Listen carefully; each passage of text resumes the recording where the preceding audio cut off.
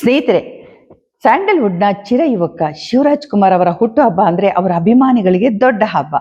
ಅಂದ್ರೆ ಹಬ್ಬವನ್ನ ಸೆಲೆಬ್ರೇಟ್ ಮಾಡೋದ್ರ ಜೊತೆನಲ್ಲಿ ಶಿವರಾಜ್ ಕುಮಾರ್ ನಟನೆಯ ಹೊಸ ಚಿತ್ರದ ಪೋಸ್ಟರ್ ಅಥವಾ ಟೀಸರ್ ಟ್ರೈಲರ್ ಏನಾದ್ರು ರಿಲೀಸ್ ಆಗುತ್ತಾ, ಹೊಸ ಚಿತ್ರದ ಅನೌನ್ಸ್ಮೆಂಟ್ ಆಗುತ್ತಾ ಅಂತ ಅವರ ಅಭಿಮಾನಿಗಳು ಕಾಯ್ತಾ ಇರ್ತಾರೆ.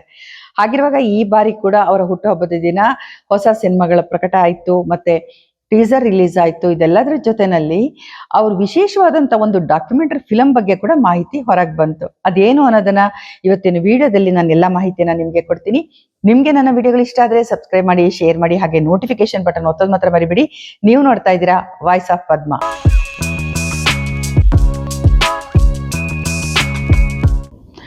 ನಮಸ್ಕಾರ, ನಾನು ಪದ್ಮಾ ಶಿವಮೊಗ್ಗ. ಸ್ನೇಹಿತರೆ, ಶಿವರಾಜ್ ಕುಮಾರ್ ಎಲ್ಲರ ಮೆಚ್ಚಿನ ಶಿವಣ್ಣ. ಅವರ ಬರ್ತ್ಡೇ ಬಂತು ಅಂದ್ರೆ ಹೊಸ ಚಿತ್ರಗಳ ಅನೌನ್ಸ್ಮೆಂಟ್ನ ಸುರಿಮಳೆನೇ ಆಗುತ್ತೆ. ಹಾಗೇನೆ ಯಾವತ್ತಿನಂತೆ ಇವತ್ತಿಗೂ ಕೂಡ ಶಿವರಾಜ್ ಕುಮಾರ್ ಅವರು ಹೊಸ ಹೊಸ ಚಿತ್ರಗಳನ್ನ ಅಷ್ಟೇ ಎನರ್ಜೆಟಿಕ್ ಆಗಿ ಜೀವನೋತ್ಸಾಹದಿಂದ ನಟಿಸ್ತಾ ಇದ್ದಾರೆ, ಮತ್ತೆ ಹೊಸ ಚಿತ್ರಗಳನ್ನು ಒಪ್ಕೊಳ್ತಾ ಇದ್ದಾರೆ. ಸಾಲು ಸಾಲಾಗಿ ಅವರು ಚಿತ್ರಗಳನ್ನ ಒಪ್ಕೊಳ್ತಿದ್ದಾರೆ. ಅದು ಯಾವತ್ತಿಗೂ ಕಡಿಮೆ ಆಗಿದ್ದೇ ಇಲ್ಲ.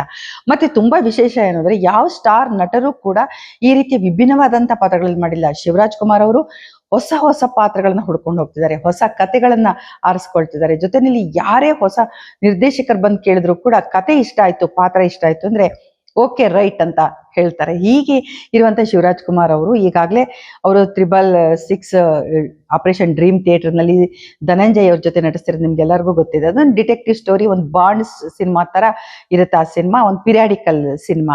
ಇದ್ರ ಬಗ್ಗೆ ನಾನು ಈಗಾಗಲೇ ಹಿಂದಿನ ವಿಡಿಯೋದಲ್ಲಿ ಈ ಸಿನಿಮಾ ಬಗ್ಗೆ ಮಾಹಿತಿನ ಕೊಟ್ಟಿದ್ದೀನಿ.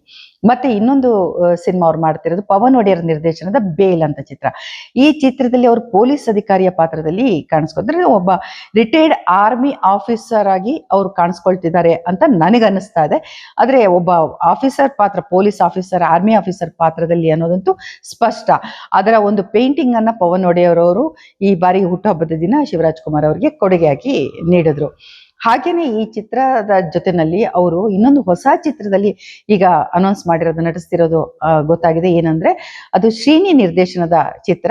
ಅದರ ಎ ಫಾರ್ ಆನಂದ್ ಅನ್ನುವಂಥ ಚಿತ್ರದ ಟೈಟಲ್. ಈ ಹಿಂದೆ ಶ್ರೀನಿ ನಿರ್ದೇಶನದ ಗೋಸ್ಟ್ ಅನ್ನೋ ಚಿತ್ರದಲ್ಲಿ ಶಿವರಾಜ್ ಕುಮಾರ್ ಅವರು ನಟಿಸಿದ್ರು. ಈಗ ಮತ್ತೆ ಇವರಿಬ್ಬರ ಕಾಂಬಿನೇಷನ್ ನ ಇನ್ನೊಂದು ಚಿತ್ರ ತೆರೆಗೆ ಬರುತ್ತೆ ಅನ್ನೋದು ಕನ್ಫರ್ಮ್ ಆಯ್ತು. ಅದು ಎ ಫಾರ್ ಆನಂದ್ ಅನ್ನೋ ಹೆಸರಿನ ಚಿತ್ರ. ಇದಲ್ಲದೆ ಈಗಾಗಲೇ ಚಿತ್ರೀಕರಣ ಆಗ್ತಿರುವಂತ ಇನ್ನೊಂದು ಚಿತ್ರ ಡ್ಯಾಡ್. ಶಿವರಾಜ್ ಕುಮಾರ್ ಇದರಲ್ಲಿ ತಂದೆ ಮಗಳ ಒಂದು ಬಾಂಧವ್ಯವನ್ನ ಹೇಳುವಂತ ಕಥೆ ಇದೆ. ಅದರಲ್ಲಿ ತಂದೆಯಾಗಿ ಅವರು ನಟಿಸಿದ್ದಾರೆ. ಇದು ಕೂಡ ಬಹಳ ಎಮೋಷನಲ್ ಆದಂತ ಸಿನಿಮಾ ಅಂತ ಅನ್ನಿಸ್ತಾ ಇದೆ ನೋಡ್ತಿದ್ರೆ. ಅದರದ ಪೋಸ್ಟರ್ ಅದನ್ನೆಲ್ಲ ನೋಡಿದಾಗ ಹಾಗೆ ಅನ್ನಿಸ್ತಾ ಇದೆ. ಮತ್ತೆ ಇಷ್ಟೇ ಅಲ್ಲ, ಇನ್ನು ಕನ್ನಡ ಸಿನಿಮಾಗಳ ಬೇರೆ ಬೇರೆ ಹೊಸದು ಒಪ್ಕೊಂಡಿದ್ದಾರೆ. ಅದರಲ್ಲಿ ಆರ್ ಚಂದ್ರು, ಚೇತನ್ ಕುಮಾರ್ ಅವರ ಚಿತ್ರ ಕೂಡ ಇದೆ. ಅವ್ರ ಜೊತೆ ಕೂಡ ಇವರು ಕೆಲಸ ಮಾಡೋದಕ್ಕೆ ಮುಂದಾಗಿದ್ದಾರೆ. ಶಿವರಾಜ್ ಕುಮಾರ್ ಅವರು ಇನ್ನೊಂದು ಚಿತ್ರದಲ್ಲಿ ಲಾಯರ್ ಆಗಿ ಕಾಣಿಸ್ಕೊಂಡಿದ್ದಾರೆ. ಅದು PC ಶೇಖರ್ ನಿರ್ದೇಶನದ ಮಹಾನ್ ಚಿತ್ರದಲ್ಲಿ ವಿಜಯ ರಾಘವೇಂದ್ರ ನಾಯಕರಾಗಿ ನಟಿಸಿದ್ದಾರೆ. ಈ ಚಿತ್ರದಲ್ಲಿ ಸದ್ಯದಲ್ಲೇ ಚಿತ್ರ ರಿಲೀಸ್ ಆಗಲಿದೆ. ಅಷ್ಟೇ ಅಲ್ಲ, ಶಿವರಾಜ್ ಕುಮಾರ್ ಅವರು ಈಗ ತಮ್ಮ ಅಭಿಮಾನಿಗಳಿಗೆ ಒಂದು ಗುಡ್ ನ್ಯೂಸ್ ಕೊಟ್ಟಿದ್ದಾರೆ. ಅದೇನು ಅಂದ್ರೆ, ವೈದೇಹಿ ಆಸ್ಪತ್ರೆಯ ಸಹಕಾರದೊಂದಿಗೆ ಸುಮಾರು 2500 ಮಂದಿಗೆ ಒಂದು ಹೆಲ್ತ್ ಕಾರ್ಡ್ ಅನ್ನ ವಿತರಿಸಿದ್ದಾರೆ. ಅಂದ್ರೆ ಈ ಕಾರ್ಡ್ ಮೂಲಕ ಅಭಿಮಾನಿ ತನ್ನ ಒಂದು ಆರೋಗ್ಯ ತಪಾಸಣೆ ಚಿಕಿತ್ಸೆಯನ್ನ ಪಡೆಯೋದಲ್ಲದೆ ತನ್ನ ಇಡೀ ಕುಟುಂಬಕ್ಕೆ ಅವನು ಉಚಿತವಾಗಿ ಒಂದು ಚಿಕಿತ್ಸೆಯನ್ನ ಆಸ್ಪತ್ರೆಯಲ್ಲಿ ಪಡಿಬಹುದಾಗಿದೆ. ಇಲ್ಲಿ ಒಂದು ಹೃದಯ ಸಂಬಂಧಿ ಕಾಯಿಲೆ ಇರಬಹುದು, ಅಥವಾ ಶುಗರ್ ಸಮಸ್ಯೆ ಇರಬಹುದು, ಅಥವಾ ಒಂದು ಆರೋಗ್ಯ ತಪಾಸಣೆ ಮಾಡ್ಕೊಳ್ಳೋದು, ಎಲ್ಲವನ್ನು ಕೂಡ ಉಚಿತವಾಗಿ ಈ ಕಾರ್ಡ್ ಅನ್ನ ಬಳಸ್ಕೊಂಡು ಅವ್ರು ಪಡಿಬಹುದಾಗಿದೆ. ಮತ್ತೆ ಇನ್ನು ಪರಭಾಷಾ ಚಿತ್ರಗಳತ್ತ ನೋಡಿದಾಗ ಶಿವರಾಜ್ ಕುಮಾರ್ ಅವ್ರನ್ನ ಹುಡ್ಕೊಂಡು ಬರ್ತಿರುವಂತ ಪಾತ್ರಗಳು, ಸಿನಿಮಾಗಳು ನಿಜವಾಗ್ಲೂ ತುಂಬಾ ವಿಶೇಷ ಅನ್ಸುತ್ತೆ. ಅದು ಈಗಾಗಲೇ ಪೆದ್ದಿ ಅನ್ನೋ ಸಿನಿಮಾದಲ್ಲಿ ಅವರು ನಡೆಸಿದ್ರು. ಅದಾದ ನಂತರ ಈಗ ಜೈಲರ್ 2 ನಲ್ಲಿ ರಜನಿಕಾಂತ್ ನಟನೆಯ ಹೊಸ ಚಿತ್ರ, ತುಂಬಾ ನಿರೀಕ್ಷೆ ಇರುವಂತ ಚಿತ್ರ. ಇದರಲ್ಲಿ ಇನ್ನೊಂದು ಮುಖ್ಯವಾದಂತ ಪಾತ್ರದಲ್ಲಿ ಶಿವರಾಜ್ ಕುಮಾರ್ ಅವರು ನಟಿಸಿದ್ದಾರೆ. ಜೈಲರ್ 2 ಚಿತ್ರವನ್ನ ನೆಲ್ಸನ್ ನಿರ್ದೇಶನ ಮಾಡಿದ್ದಾರೆ. ಈ ಚಿತ್ರದಲ್ಲಿ ಮೋಹನ್ ಲಾಲ್, ರಜನಿಕಾಂತ್ ಮತ್ತೆ ಸೂರ್ಯ ಇವರು ನಟಿಸಿದ್ದಾರೆ. ಪ್ರಮುಖವಾದಂತ ಪಾತ್ರಗಳಲ್ಲಿ ದೊಡ್ಡ ದೊಡ್ಡ ನಟರು ನಟಿಸಿರುವಂತ ಚಿತ್ರ ಇದು. ಇದೆಲ್ಲದಕ್ಕಿಂತ ಇನ್ನೊಂದು ಚಿತ್ರ, ತೆಲುಗು ಚಿತ್ರ, ಅದು ಶಿವರಾಜ್ ಕುಮಾರ್ ಅವರು ನಾಯಕರಾಗಿ ನಟಿಸಿರುವಂತ ಚಿತ್ರ. ಕನ್ನಡ ಮತ್ತು ತೆಲುಗುನಲ್ಲಿ ಅದು ರಿಲೀಸ್ ಆಗ್ತಿದೆ. ತುಂಬಾ ವಿಶೇಷವಾದಂತ ಚಿತ್ರ ಇದು. ಬಯೋಗ್ರಫಿಯನ್ನ ಇಟ್ಕೊಂಡು ಮಾಡಿದಂತ ಚಿತ್ರ. ತೆಲಂಗಾಣದಲ್ಲಿ ಇದ್ದಂತ ಒಬ್ರು ಶಾಸಕ, ಗುಮ್ಮಡಿ ನರಸಯ್ಯ ಅನ್ನುವಂತ ಜನಪ್ರಿಯ ಶಾಸಕ, 5 ಬಾರಿ ಇಲ್ಲಿ CPI ಪಕ್ಷದಿಂದ ಸ್ಪರ್ಧಿಸ್ಬಿಟ್ಟು ಶಾಸಕರಾಗಿ ವಿಧಾನಸಭೆಗೆ ಆಯ್ಕೆಯಾಗಿ ಅವರು ಚುನಾವಣೆಯಲ್ಲಿ ಗೆಲುವನ್ನ ಸಾಧಿಸಿರ್ತಾರೆ. ಅಂದ್ರೆ ಅವರು ಹೇಗೆ ಬದುಕಿದ್ರು, ಒಬ್ಬ ಶಾಸಕರಾಗಿ ಕೂಡ ಅವರು ಹೇಗೆ ಬದುಕಿದ್ರು ಅನ್ನೋದು ಈ ಸಿನಿಮಾದ ಕತೆ. ಬಹಳ ವಿಶೇಷವಾದಂಥ ಆದರ್ಶಪ್ರಾಯವಾದಂಥ ವ್ಯಕ್ತಿ ಅವರು. ಅವ್ರ ಬಗ್ಗೆ ಬಹಳಷ್ಟು ಸುದ್ದಿ ಕೂಡ ಆಗಿದೆ. ಅಂದ್ರೆ ಒಂದು ಬುಡಕಟ್ಟು ಸಮುದಾಯದಿಂದ ಬಂದಂತ ವ್ಯಕ್ತಿ ಗುಮ್ಮಡಿ ನರಸಯ್ಯ. ಅವರು ಕೊನೆವರೆಗೂ ಅಂದ್ರೆ ಶಾಸಕರಾದ್ಮೇಲೂ ಕೂಡ 5 ಬಾರಿ ಆದಾಗ್ಲೂ ಕೂಡ ಅವರು ಸೈಕಲ್ನಲ್ಲಿ ಓಡಾಡ್ತಾ ಇರ್ತಾರೆ, ಬಸ್ಸಲ್ಲಿ ಓಡಾಡ್ತಿರ್ತಾರೆ, ಸರ್ಕಾರಿ ಬಸ್ಸಲ್ಲಿ ಓಡಾಡ್ತಾರೆ, ಆಮೇಲೆ ರಸ್ತೆ ಬದಿ ನಿಂತ್ಕೊಂಡು ಊಟ ಮಾಡ್ತಾರೆ. ತುಂಬಾ ಸಾಮಾನ್ಯ, ಅಂದ್ರೆ ಒಬ್ಬ ಬಡ ಮನುಷ್ಯ ಹೇಗೆ ಬದುಕ್ತಾನೋ ಹಾಗೆ ಅವರು ತಮ್ಮ ಜೀವನ ಹೇಗಿತ್ತೋ ಹಾಗೆ ನಡೆಸ್ಕೊಂಡು ಹೋಗ್ತಾರೆ. ಅಂದ್ರೆ ಶಾಸಕರಾದ್ಮೇಲೂ ಕೂಡ ಅವ್ರ ಬದುಕು ಬದಲಾಗಿರೋದಿಲ್ಲ. ಸಾಮಾನ್ಯವಾಗಿ ಶಾಸಕರಾಗ್ತಿದ್ದ ಹಾಗೇನೆ ದುಡ್ಡನ್ನು ಸಂಪಾದನೆ ಮಾಡ್ತಾರೆ, ಆಮೇಲೆ ಅವ್ರ ಜೀವನ ಶೈಲಿ ಬದಲಾಗುತ್ತೆ, ಬಂಗ್ಲೆ ಕಟ್ಕೊಳ್ತಾರೆ, ಕೋಟಿ ಕೋಟಿ ಹಣ ಮಾಡ್ತಾರೆ, ದೊಡ್ಡ ದೊಡ್ಡ ಕಾರ್ಗಳನ್ನ ಇಟ್ಕೊಳ್ತಾರೆ. ಇಷ್ಟೆಲ್ಲ ನಾವು ನೋಡಿದೀವಿ. ಆದ್ರೆ ಗುಮ್ಮಡಿ ನರಸಯ್ಯ ಅವರು ಅದ್ಯಾವುದೂ ಇಲ್ಲದೆ ಅತ್ಯಂತ ಸರಳ ವ್ಯಕ್ತಿ. ಅಂದ್ರೆ ಶಾಸಕರಾಗೋಕ್ ಮುಂಚೆ ಹೆಂಗಿದ್ರು ಆಮೇಲೂ ಕೂಡ ಹಾಗೆ ಜೀವನವನ್ನ ನಡೆಸ್ತಾರೆ. ಕೊನೆಗೆ ಅವರು ಚುನಾವಣೆಯಲ್ಲಿ ದುಡ್ಡು ಓಡಾಡಕ್ ಜಾಸ್ತಿ ಆಗುತ್ತೆ ಅವ್ರ ಹತ್ರ. ಆ ತರ ಚುನಾವಣೆಗಾಗಿ ಹಣವನ್ನ ಖರ್ಚು ಮಾಡುವಷ್ಟು ಹಣವನ್ನ ಅವ್ರು ಖಂಡಿತ ಇಟ್ಕೊಂಡಿರಲ್ಲ, ಮತ್ತೆ ಆತರ ಸಂಪಾದನೆನೂ ಮಾಡಿರೋದಿಲ್ಲ. ಅವರು ಪ್ರಾಮಾಣಿಕವಾಗಿ ಶಾಸಕರಾಗಿ ಅವ್ರ ಸೇವೆನ ಸಲ್ಲಿಸಿರ್ತಾರೆ. ಅಂದ್ರೆ ಬುಡಕಟ್ಟು ಸಮುದಾಯದವ್ರಿಗೆ ಏನೇನ್ ಬೇಕು, ಹಳ್ಳಿಗಳು ತುಂಬಾ ಹಲವು ಹಳ್ಳಿಗಳಿಗೆ ನೀರು, ಕರೆಂಟು ಎಲ್ಲವನ್ನ ಒದಗಿಸ್ಕೊಡ್ತಾರೆ. ಅವರಿಗಾಗಿ ತಮ್ಮ ಕೆಲಸವನ್ನ ಮುಂದುವರಿಸ್ತಾರೆ ಅವರು. ಹಾಗಿದ್ದವ್ರಿಗೆ ಹಣ ಎಲ್ಲಿಂದ ಬರುತ್ತೆ? ಚುನಾವಣೆನಲ್ಲವರಿಗೆ ಹಣದ ಜೊತೆ ಕಾಂಪೀಟ್ ಮಾಡೋಕ್ಕಾಗೋದಿಲ್ಲ. ಹಾಗಾಗಿ ಅವರು ಸೋಲು ಅನುಭವಿಸ್ತಾರೆ. ಆದ್ರೆ ಸುಮಾರು 23 ವರ್ಷಗಳ ಕಾಲ ಅವರು ಈ ರಾಜಕೀಯದಲ್ಲಿ ಶಾಸಕರಾಗಿ ಮುಂದುವರೆದಿರ್ತಾರೆ. ಈ ರೀತಿಯ ಒಬ್ಬ ವ್ಯಕ್ತಿಯ ಜೀವನ ಕಥೆನ ಆಧರಿಸ್ಬಿಟ್ಟು ಅಲ್ಲಿ ಸಿನಿಮಾನ ಮಾಡ್ತಾ ಇದ್ದಾರೆ. ಅದು ಗುಮ್ಮಡಿ ನರಸಯ್ಯ ಅನ್ನೋ ಹೆಸರಲ್ಲೇ ಬರ್ತಾ ಇದೆ. ಈ ಚಿತ್ರನ ಪರಮೇಶ್ವರ್ ಅವರು ನಿರ್ದೇಶನ ಮಾಡಿದ್ದಾರೆ. ಶಿವರಾಜ್ ಕುಮಾರ್ ಅವರು ಇದರಲ್ಲಿ ಗುಮ್ಮಡಿ ನರಸಯ್ಯ ಅವರ ಪಾತ್ರದಲ್ಲಿ ನಟಿಸಿದ್ದಾರೆ. ಅವರಿಗೆ ಅದು ಎಷ್ಟು ಖುಷಿ ಕೊಟ್ಟಿದ್ ವಿಚಾರ ಅಂತಂದ್ರೆ, ಅವ್ರು ಹೇಳ್ತಾರೆ, ಗುಮ್ಮಡಿ ನರಸಯ್ಯ ಅವ್ರ ಮನೆಗೆ ನಾನು ಹೋಗಿದ್ದೆ. ಆ ಸಂದರ್ಭದಲ್ಲಿ ನನ್ಗೆ ಆ ಮನೆ ನೋಡಿದಾಗ ನನ್ನ ತಂದೆದೇ ನೆನಪಾಯ್ತು. ಗಾಜನೂರಲ್ಲಿ ನಮ್ಮ ತಂದೆಯ ಮನೆ ಹಾಗೇ ಇದೆ, ಅದನ್ನ ಹಾಗೆ ಉಳಿಸ್ಕೊಂಡಿದೀವಿ. ನಮ್ಮ ತಂದೆ ಅಂತ ಒಂದು ಪುಟ್ಟ ಮನೆಯಲ್ಲಿ ಹುಟ್ಟಿ ಬೆಳೆದು ಮುಂದೆ ಚಿತ್ರರಂಗದಲ್ಲಿ ಹೆಸರು ಮಾಡಿದವರು. ನನ್ನ ತಂದೆನೇ ನೋಡ್ದಂಗಾಯ್ತು ಗುಮ್ಮಡಿ ಅವ್ರನ್ನ ನೋಡಿದಾಗ ಅಂತ ಅವರು ತೆಲುಗು ನಾಡಿನಲ್ಲಿ ಒಂದು ಸಿನಿಮಾ ಬಗ್ಗೆ ಕಾರ್ಯಕ್ರಮ ಮಾಡಿದಾಗ ಅಲ್ಲಿ ಗುಮ್ಮಡಿ ನರಸಯ್ಯ ಅವರು ಹಾಜರಿರ್ತಾರೆ. ಅವ್ರ ಪಕ್ಕದಲ್ಲಿ ಕೂತ್ಕೊಂಡಾಗ ಈ ಮಾತನ್ನ ಅವರು ಸಾರ್ವಜನಿಕರಿಗೆ ಹೇಳ್ತಾರೆ. ಅಂದ್ರೆ ಆ ಕತೆ, ಆ ಪಾತ್ರಕ್ಕೆ ಜೀವ ತುಂಬೋದು ಅನ್ನೋದಿದೆಯಲ್ಲ, ಅದು ಶಿವರಾಜ್ ಕುಮಾರ್ ಅವರಿಂದ ಸಾಧ್ಯ ಅಂತ ಅನ್ಸಿದ್ಯಲ್ಲ, ಅದು ನಿಜವಾಗ್ಲೂ ಅವರ ಸಾಮರ್ಥ್ಯಕ್ಕಿರುವಂತ ಒಂದು ಸಾಕ್ಷಿ ಅಂತಾನೆ ಹೇಳ್ಬಹುದು. ಈ ಎಲ್ಲ ಸಿನಿಮಾಗಳ ಮಧ್ಯೆ ಒಂದು ವಿಶೇಷವಾದಂತ ಸಾಕ್ಷ್ಯ ಚಿತ್ರ, ಡಾಕ್ಯುಮೆಂಟರಿ ಫಿಲ್ಮ್ ಶಿವರಾಜ್ ಕುಮಾರ್ ಅವರನ್ನು ಕುರಿತು ಈಗ ಮಾಡಿದ್ದಾರೆ. ಪ್ರದೀಪ್ ಕೆ ಶಾಸ್ತ್ರಿ ಅನ್ನೋರು ಇದನ್ನ ನಿರ್ದೇಶನ ಮಾಡಿದ್ದಾರೆ.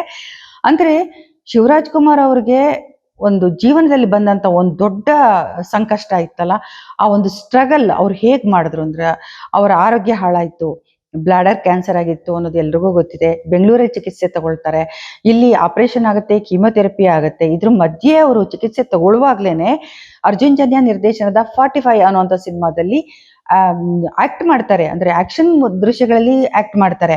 ನಿಜವಾಗ್ಲೂ ಅವ್ರಿಗಿರುವಂತ ಧೈರ್ಯ, ಗಟ್ಟಿತನ, ಮತ್ತೆ ಅವ್ರಿಗಿದ್ದಂತ ಎನರ್ಜಿ ಇದೆಯಲ್ಲ, ಅದು ಹಲವರಿಗೆ ಸ್ಫೂರ್ತಿ. ಈ ತರದ್ ಯಾವುದೋ ಒಂದು ಅನಾರೋಗ್ಯ ಸಮಸ್ಯೆ ಅಥವಾ ಬೇರೆ ತರದ ಸಮಸ್ಯೆಗಳಲ್ಲಿ ಸಿಕ್ಕಾಕೊಂಡಿರೋರಿಗೆ ಒಂದು ಧೈರ್ಯವನ್ನ ನೀಡುವಂತ ಒಂದು ಗಳಿಗೆ ಅಂತಾನೆ ಹೇಳ್ಬೋದು. ಹಾಗಾಗಿ ಅವರ ಜೀವನವನ್ನ, ಈ ಘಟ್ಟವನ್ನ ಸುಮಾರು 1 ವರ್ಷ ಕಾಲ ಅವರು ಅನುಭವಿಸಿದ್ದು, ಸ್ಟ್ರಗಲ್ ಮಾಡಿದ್ರಲ್ಲ, ಅದರನ್ನ ಇಟ್ಕೊಂಡು ಒಂದು ಡಾಕ್ಯುಮೆಂಟರಿ ಫಿಲ್ಮ್ ಅನ್ನ ಮಾಡಲಾಗಿದೆ. ಇದನ್ನ ಗೀತಾ ಶಿವರಾಜ್ ಕುಮಾರ್ ಅವರೇ ನಿರ್ಮಾಣ ಮಾಡಿದ್ದಾರೆ.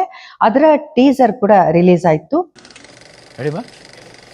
ಸ್ಮಾಲ್ ರೀಕ್ಯಾಪ್ ಏನಂದ್ರೆ 2024 2015 2011 ಶಿವಣ್ಣವರ ಹಳೆ ನೆನಪು ಅಂತ ಹೇಳಿದ್ರೆ ದೇ ಮೈಟ್ ಥಿಂಕ್ ತುಂಬ ಹೈಪರ್ ಇರೋ ಇಲ್ಲ ಮೆಂಟಲ್ಲ ಏನು ಕಿರ್ಸ್ತೀನಿ.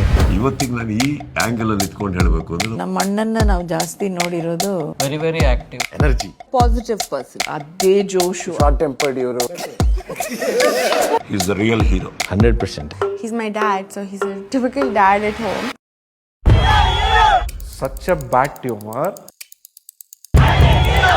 Faith can do miracles.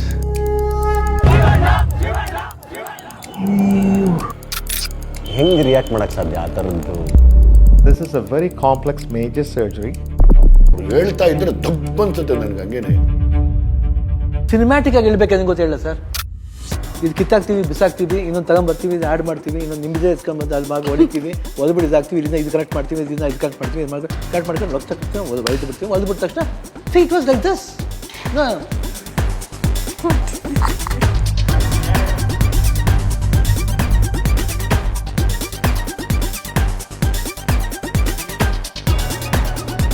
celebrate Sivanna not only for his acting, celebrate him for the man he is.